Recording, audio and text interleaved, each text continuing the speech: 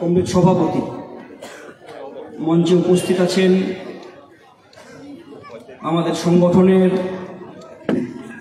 রাজ্যের সম্পাদক কমরেড মীনাক্ষী মুখার্জি, আমাদের যুবশক্তি পত্রিকার সম্পাদক কমরেড কলতান দাশগুপ্ত, সংগঠনের প্রাক্তন নেতৃত্ব আনারুল্লাহ,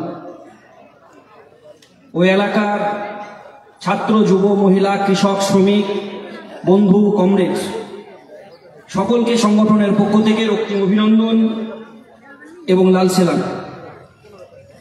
সেলাম জানিয়ে আপনাদের সামনে গুটি কয়েক কথা। যে সময়ের মধ্য দিয়ে আমরা যাচ্ছি, লড়াইটা খুব কঠিন, আর এই কঠিন লড়াইকে সাধারণ মানুষের মধ্যে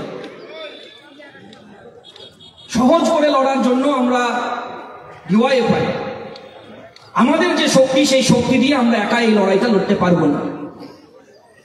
এই লড়াইটা করার জন্য ছাত্র, যুব, মহিলা, কৃষক, শ্রমিক, খেতমজুর, মেহনতি মানুষ, ডাক্তার, আইনজীবী, সরকারি কর্মচারী, খেটে খাওয়া মানুষ, আমরা সকলের সাহায্য চাই।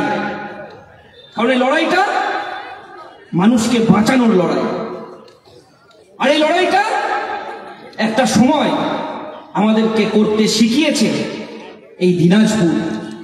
যে দিনাজপুরে তেভাগার লড়াই, যে দিনাজপুরে মেলার আন্দোলন, যে দিনাজপুরে কৃষক আন্দোলন, সেই দিনাজপুরের মাটিতে একটা সময় ছিল যখন ঠাকুরগাঁর মেলা, যখন কালীর মেলা, যে মেলায় একটা সময় একদম জলপাইগুড়ি থেকে শুরু করে দিনাজপুর আর রংপুরের মানুষ সেই মেলায় আসতেন। গরু ছাগল বিক্রি হতো, আর কৃষকরা জমিদারদেরকে 3 টাকা, 4 টাকা, 5 টাকা দিয়ে কাগজ লেখাতে হতো। যখন ধানের দাম ছিল 2.5 টাকা, 3 টাকা মন, লড়াই শুরু হয়েছিল। 5000, 6000, লাখো লাখো কৃষক রাস্তায় নেমে গোটা পশ্চিম বাংলার মানুষকে সেদিন রাস্তা দেখিয়েছিল। কাকে বলে কৃষক আন্দোলন। আর কালীর মাঠে স্লোগান উঠেছিল যে কালীর মাঠে কালো আইন বাতিল করতে হবে।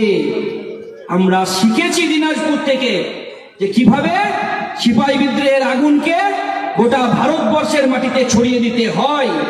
আর সেখান থেকে আমরা কি দেখছি, 70 থেকে 71 সালে 5000 সাধারণ মানুষ শক্তিশালী ভাবে যে লড়াই করলো, যে বিদ্রোহের আগুন জ্বালিয়ে দিল, যে আগুন গোটা বাংলাকে, গোটা দেশটাকে একটা সময় রাস্তা দেখিয়েছিল। যেখানে আমরা কি দেখলাম, গোটা পশ্চিম বাংলার মাটিতে একদিকে যখন খুন হচ্ছে, একদিকে যেমন ধর্ষণ হচ্ছে। যেখানে দাঁড়িয়ে রঘুনাথপুরে ধর্ষণ হলো, ইসলামপুরের কয়েকদিন আগে কিশোরীকে ধর্ষণ করে খুন করা হলো, বিহারের নয়া বস্তিতে ইসলামপুরের কিশোরীর দেহ উদ্ধার হলো। ইসলামপুরের পুলিশকে যখন তার পরিবারের লোক একটা দরখাস্ত দিতে গেল যে আমার মেয়েটাকে খুঁজে পাওয়া যাচ্ছে না, পুলিশ দরখাস্ত নিল না। কয়েকদিন পরে বিহারের নয়া বস্তি থেকে নৃশংস কাটা ছেঁড়া ধর্ষণ হবার পরে খুন হবার একটা কিশোরীর দেহকে উদ্ধার করতে হলো এই রাজ্যের মাটিতে, এই ইসলামপুরের মাটিতে। আমরা বলছি প্রতিদিন এই ধরনের ঘটনা ঘটছে, যেখানে প্রতিদিন সাধারণ মানুষের উপরে আক্রমণ বাড়ছে। এই জায়গায় দাঁড়িয়ে আমরা যে মাটি থেকে শিখেছি, যে খাদ্য আন্দোলনের শহীদ রাধুনী হেমব্রমের কথা, আমরা স্বাধীনতা আন্দোলনের কথা শুনেছি, বসন্তলালের কথা, আর সেই মাটিতে দাঁড়িয়ে যখন প্রতিদিন ধর্ষণ আর প্রতিদিন খুন হচ্ছে, সেই জায়গায় দাঁড়িয়ে আমরা চাইছি সাধারণ মানুষের লড়াইকে আরো ঐক্যবদ্ধ করতে হবে, সাধারণ মানুষের লড়াইকে আরো মজবুত করতে হবে। একদিকে কলতান বলার সময় বলল পরিযায়ী শ্রমিকের সংখ্যা বৃদ্ধি পাচ্ছে, অন্যদিকে দাঁড়িয়ে দেখুন দেশের মাটিতে বাজেট, কি বাজেট এলো, যে বাজেটে চাহিদার সমস্যার যে মূল কথা, সেই মূল কথাকে তারা কি বলল, ব্যাপক বেকারত্ব সংকুচিত হচ্ছে, যার ফলে মজুরির কারণে বৃহত্তম অংশের যে ক্রয় ক্ষমতা, বৃহত্তম অংশের মানুষের ক্রয় ক্ষমতা প্রতিদিন কমছে।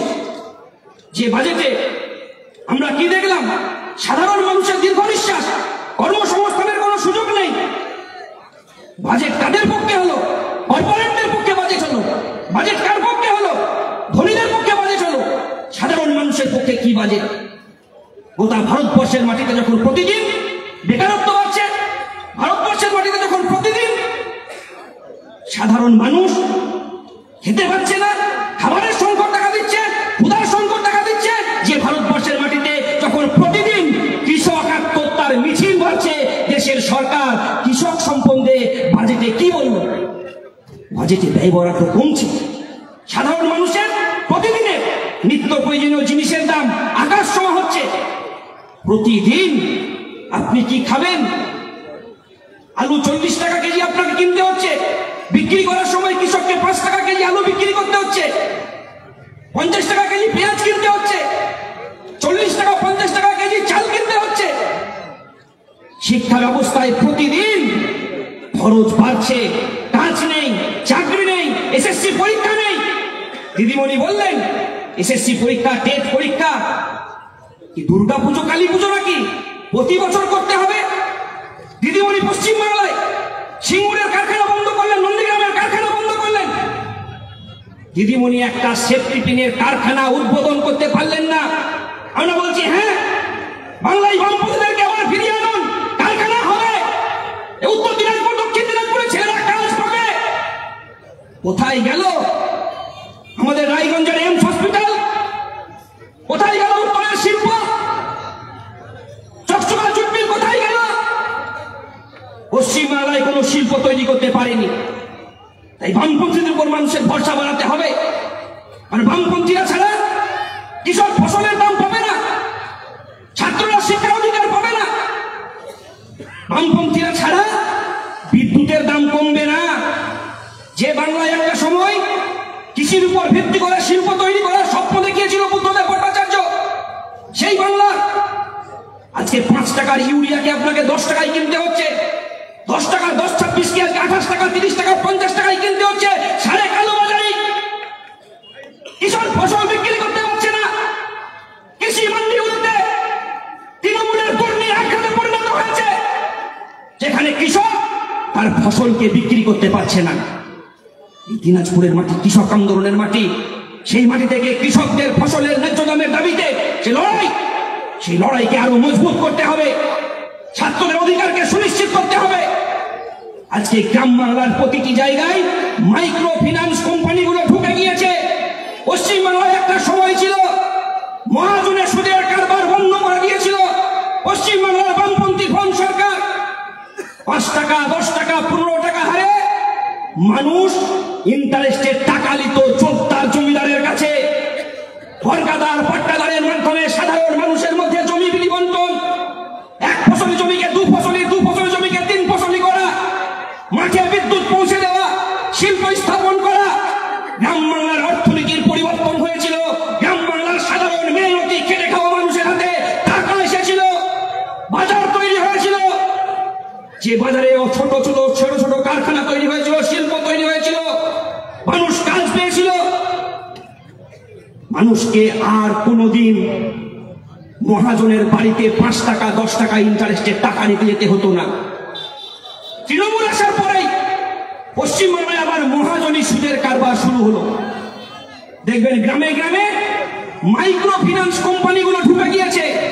যে মাইক্রো ফিন্যান্স কোম্পানিগুলি মাদেরকে, বোনদেরকে হাতে একটা খাতা নিয়ে বুধবারের দিন, বৃহস্পতিবারের দিন যেতে হচ্ছে, বলছে টাকা দাও।